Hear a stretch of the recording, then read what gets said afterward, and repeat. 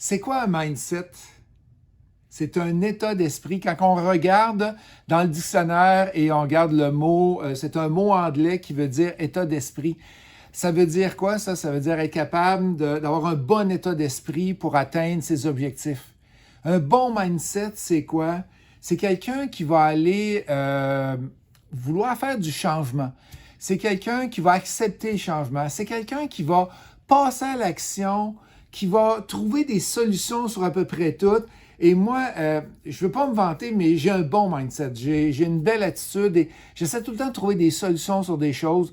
Et avoir un bon mindset en immobilier, c'est important parce que c'est sûr qu'il va vous arriver des choses et vous devez être capable de passer par-dessus le mur que vous allez arriver et être capable de trouver des solutions, être capable d'atteindre des résultats puis de se rendre au bout. C'est pas de commencer 150 affaires et de rien finir.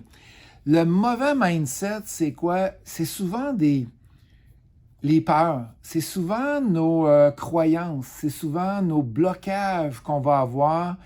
Et ça, qu'est-ce que ça fait? C'est que ça nous empêche d'avancer. On a des croyances qui vont nous bloquer, on a des croyances qui vont nous arrêter. Et on a des croyances qui, faut tout le temps que je refasse la même affaire, ça a marché, ça fonctionne bien. Et moi, j'avais un blocage, un mauvais mindset à un moment donné. C'est sûr que là, je ne l'ai plus, j'ai réussi à travailler dessus. C'est que je me disais que j'étais mauvais en français. J'étais pas bon en français et je parle d'écriture. Et ça, quand j'ai commencé Mots Faciles en 2008, c'était mon mindset que j'avais à l'intérieur et je croyais fermement que j'étais pas bon en français.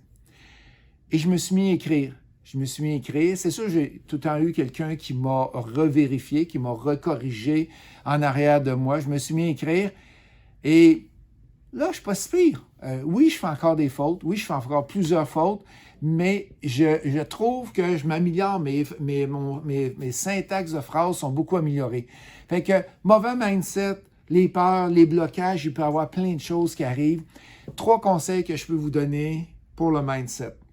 Acceptez les échecs. Si vous avez fait un investissement immobilier, si vous avez fait une offre d'achat, ça n'a pas marché, c'est correct. Qu'est-ce qu'on fait? C'est qu'on est en mode apprentissage. Moi, je dis tout le temps, tu as fait une offre d'achat, ça n'a pas marché, bon ben, tu as appris quelque chose. OK? C'est sûr que tu as appris quelque chose. Fait qu'on est là pour apprendre. Fait que ça, c'est mon premier conseil, ne pas avoir peur de l'échec. Et je lisais un livre récemment qui disait que le patron recommandait, il y avait des meetings et il recommandait à chaque semaine ou à chaque mois, c'est quoi l'échec que tu as eu dans le mois, puis il demandait aux employés. Il fallait que l'employé trouve un échec qu'il avait eu. Pourquoi?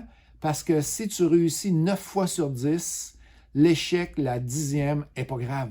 Tu as réussi 9 fois sur 10. Mais les gens vont aller mettre de l'effort, de l'attention juste sur 1 fois sur 10 là. Deuxième conseil que je pourrais vous donner, il faut que vous vous conditionnez vers « oui, je veux vivre de l'immobilier. Oui, je veux faire un flip. Oui, je veux faire du multi. Oui, je veux faire du chalet locatif. » Fait que vous devez vous conditionner et vous motiver vers votre objectif. Et le troisième que je pourrais vous dire, il faut se donner un plan d'action pour être capable d'atteindre ses objectifs. Si vous avez, en premier, c'est sûr que c'est le mindset. On doit avoir une bonne attitude, mais si vous ne faites pas de plan d'action, vous vous en allez à peu près d'un bord à l'autre, puis vous ne vérifiez rien, vous allez avoir plus de misère. Fait qu'un bon plan d'action, des objectifs qui sont réalisables aussi, qui sont non pas trop extrêmes non plus.